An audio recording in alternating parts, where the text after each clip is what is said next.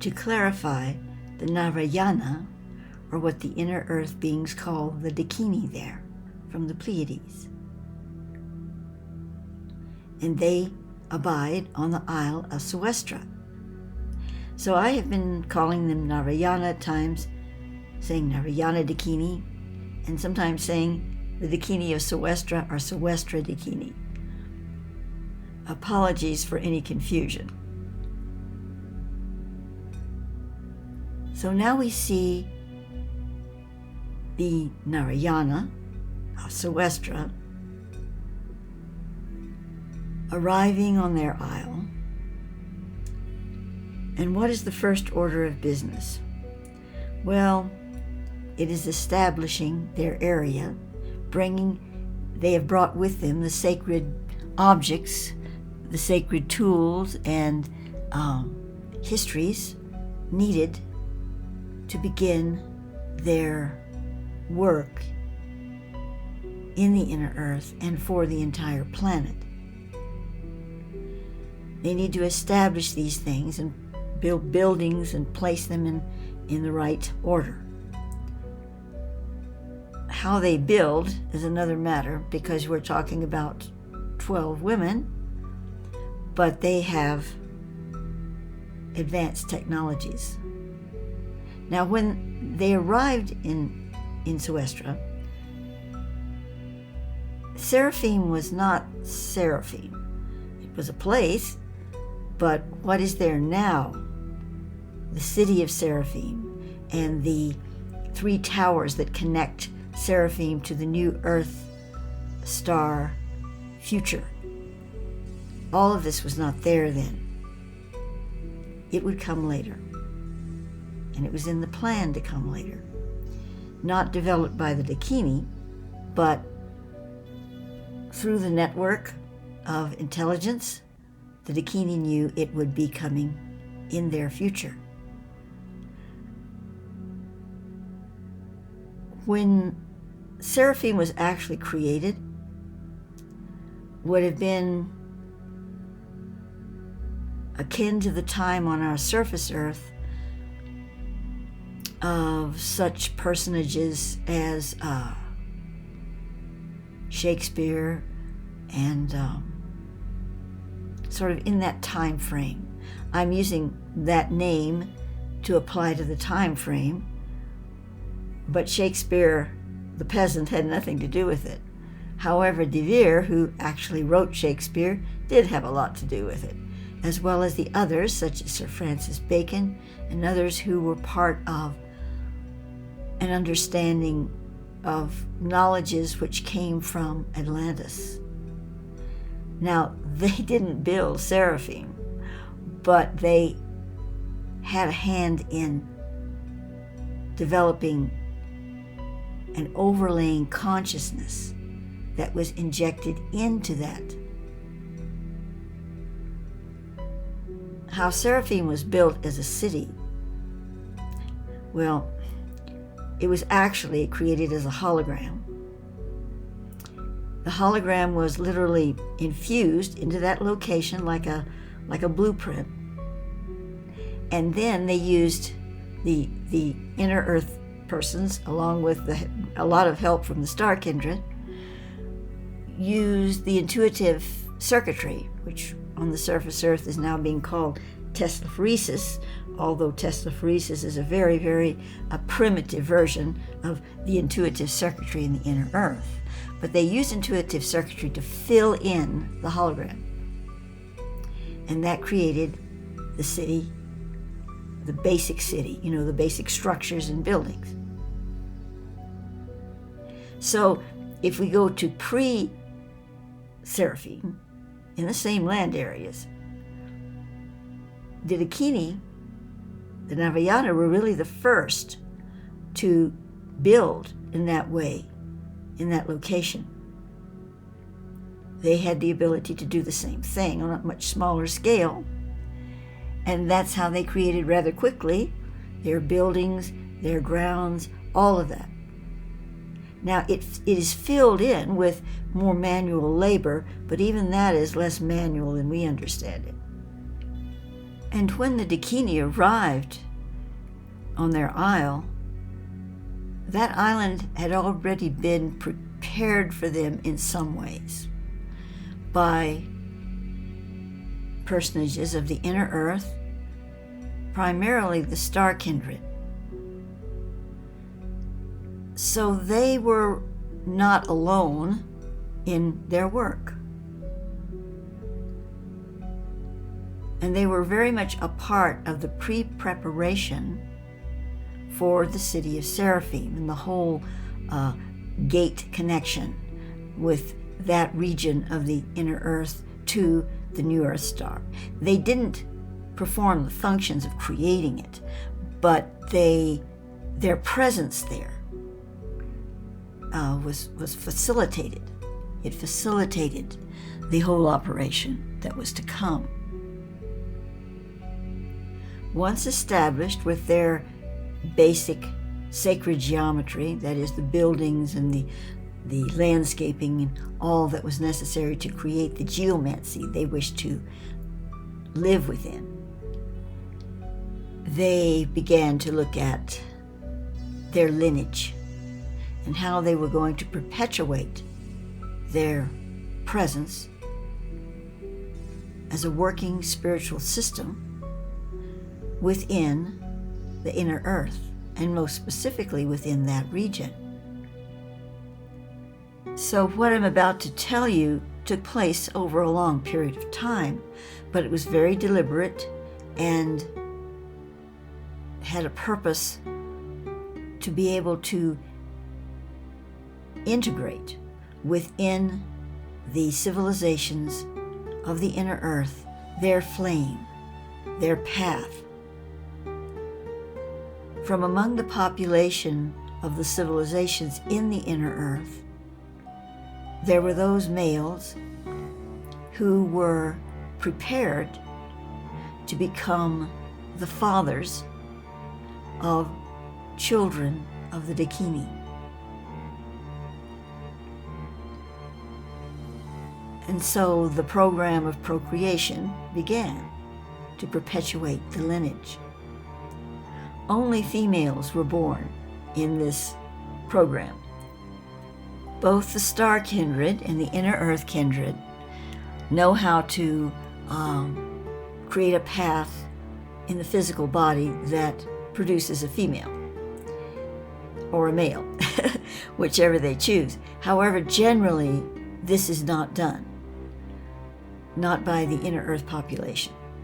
They feel it's more natural to allow the souls to choose their genders who are coming into that embodiment. However, with this particular program, the Dakini needed females. So they did do this until they had 52 female daughters. Now, that's a lot of kids.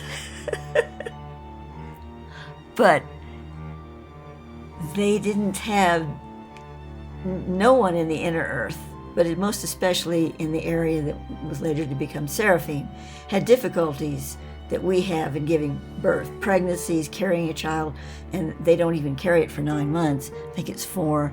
Maybe it would be less with the Dakini, I don't know. And it's very easy to give birth physically compared to what we go through. And they are ready to have another child rather quickly because it doesn't take 9 months. So yes, they went through a period of time of just basically having children. But why? Why did they need 52 genetically connected females? I really don't have the entire answer to that, at least not at the moment. However, it was obviously an energy thing. They needed a particular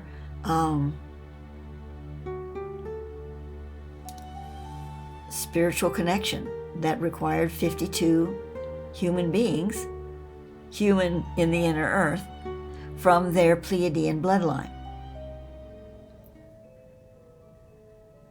So once that was established, and they had the 52, or maybe well before it, I don't know,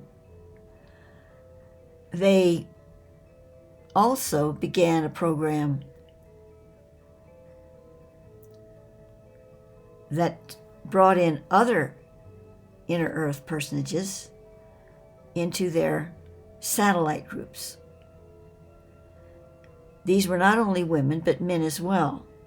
Although women are predominant in the inner earth, as I already explained, it's easier to produce them. And so there were more women than men from that perspective, but also it served the Dakini to have more women. Yet some men were brought into this program. Now, how? Well,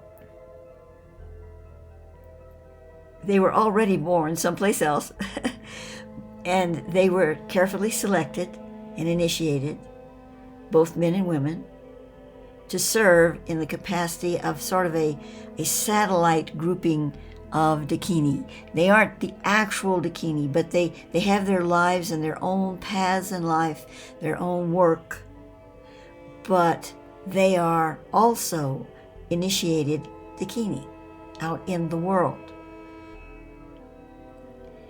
And these are called the Kareem. Again, far more females than males, but some are males. Now, once Seraphim came on the scene, which would have been probably, oh my goodness, thousands of years in our understanding of time, the Dakini would have been on the planet thousands of years before Seraphim was created. Now, everyone in the inner earth lives a very long time, as I've stated before. And those on the Seraphic Isle, let's say, the island that includes the lake with the little island of the Dakini in it, all of that area, because it's so close to the sapphire throne, the sapphire pillar,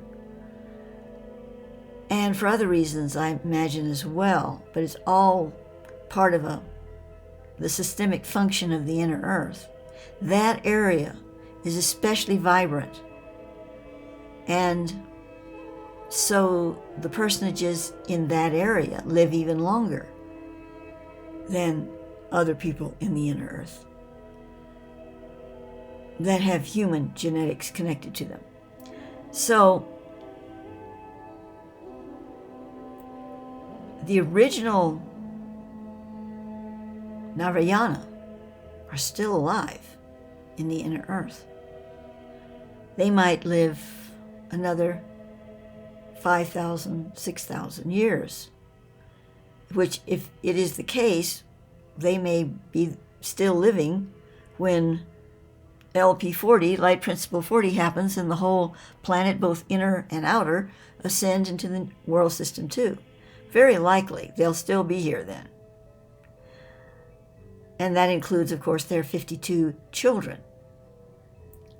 Now, they're pretty impervious to any disease. In fact, everyone in the inner earth is impervious to what we understand as disease.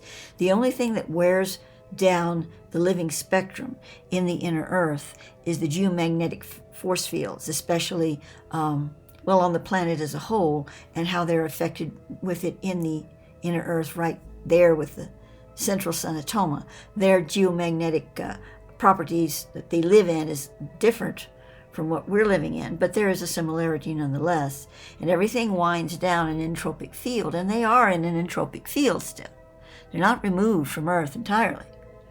So they will wind down and die. That is what we understand death, but they don't look at it the same way. And but the more star genetics they have, the slower that happens. And of course, the original Narayana are pure Pleiadian. And their children are partly, but they are kept, they're given an especially longer lifespan because of their association with their mothers and the energetic properties they work within. So all that given, they're going to live an awfully long time. So the lineage. What is the lineage really about?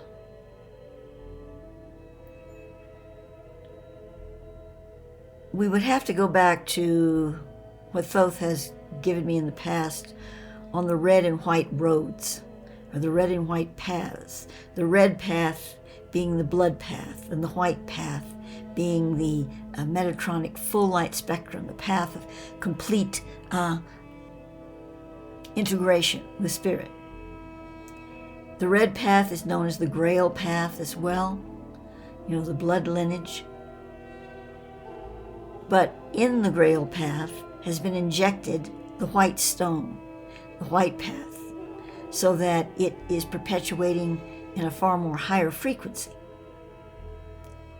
So we could see that the Dakini and their offspring, and even those whom they initiate as Kareem, which I'll get to in a moment, how that initiation is accomplished. All of these persons are really on a grail path that is opening the flower to the white stone, the stone of transmutation. The Kareem are given not just a symbolic initiation, they are actually placed into their energetic and auric fields is the seed of the Dakini, the Pleiadian Dakini, the Narayana. This seed is an active presence that moves into the Imstra molecule and causes that molecule to perpetuate a genetic property.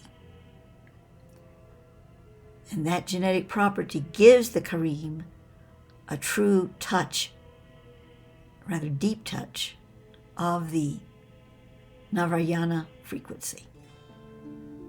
In the city of Seraphim, the inhabitants of that city have created a perpetual choir. It's actually a walking. They walk down a path around an area, specifically designed area in the city that has, is geomantically correct. And they come to the bridge that takes them over the lake and into the gardens and the golden temple there. This golden temple is the center point for the whole spiritual activity and frequency of Seraphim that is designed. The whole city is designed very specifically. That's why it was put down as a hologram, to have very specific placement. So the golden temple is the center of that. And the frequencies emitting from the golden temple connect through the three towers, the star towers, into the future of the newer star. But it also moves into the crystalline field of the surface Earth. For those who have the sensitivity to connect to it, whether they realize what they're connecting to, they can still feel that energy. So the perpetual choir, as I'm calling it, the chanters, take the walk and they move over the bridge into the temple and continue and go out the other side to the other side of the city, because the golden temple and its gardens sit between the two mountains that seem to have been one mountain that were split in two, and they were moved aside, and in the center of these two cliffs there is what I call plexiglass. It's obviously not. It seems like that, but it's crystalline. And it looks like it's invisible. And at first I thought the Golden Temple and its gardens were just floating in space between these two halves of a mountain that had broken in two and separated. And down below was the gorge, there was a like a jungly area underneath, and the temple and its grounds were just floating in air, with even the water was floating in air. And I was like, whoa. But no, that's not the case. It's on this crystalline plate that seems, it's transparent. All of this has to do with some part of the whole device, because really the city of Seraphim is like a quantum device. So, not to dwell too much on that for the moment, because I'm trying to get back to the Dakini, but that golden temple, when the chanters, walk the walk, and they go through the golden temple, and they go thread out the other side into the other side of the Seraphim, because the two halves are like two halves of a brain of Seraphim, and they contain very specific frequencies that are synergic, but they are separate. So this is the winding path. This is the direction that they move to create this threading of the frequencies. And as they do so, they are constantly moving these frequencies into the new Earth star and also into our surface Earth crystalline grid. So now back to the Dakini. They have a similar ritual, but it is only performed on the equinoxes. And it is on their isle, where they walk with a candle, taking the path, and there is some chanting involved, to a specific area on the isle with a fire pit. And they bring the lighted candles from the center of the temple where there is fire, and they move through the main temple into this path that takes them to the fire area, or pit I'm calling it, but it's really more of a platform. And they dip the candle with that flame into the flame of the fire there, and literally place the entire candle into that pit or that fire platform.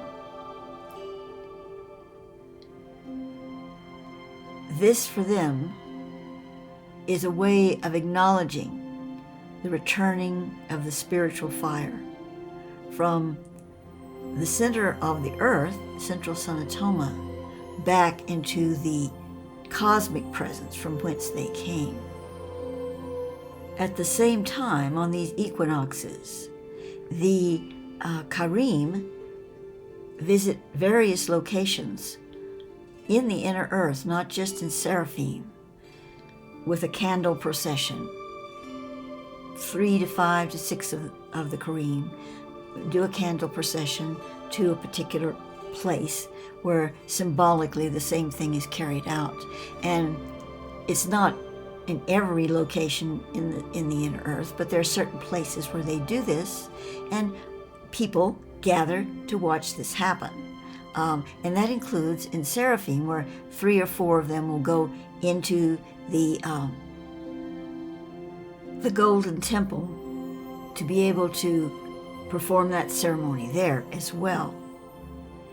Since there is already a perpetual ceremony ongoing at the Golden Temple, the Kareem are simply part of that procession. And they usually are anyway. They take their turns, because the Kareem that are in Seraphim, or where most of them reside, are part of the populace. They're not sequestered on the isle. They aren't the pure Dakini, who largely sequester themselves on Sewestra. Now the children, the 52, they often go to other places for specific purposes, but they always come back to the isle. The Kareem are their own persons. They live in their own way and do their spiritual work, whatever that may be.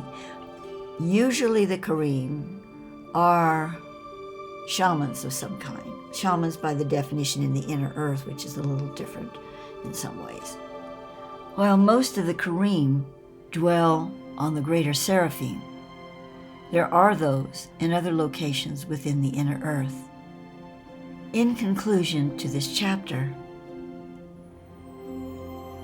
the Narayana, the Kareem, and the populace of the inner earth, most especially in Seraphim, are very conscious, very aware of the roles each plays in the whole spectrum. And yet there's a certain fluidity about it where all energies are shared. Yes, there are specific focuses, but everyone feels connected to everyone else. There's a vast synergy between all the people in the inner earth. Seraphim is a little more set apart in a way because it has such a unique program of light that it's working with, which the Dakini, the Narayana, are a part of.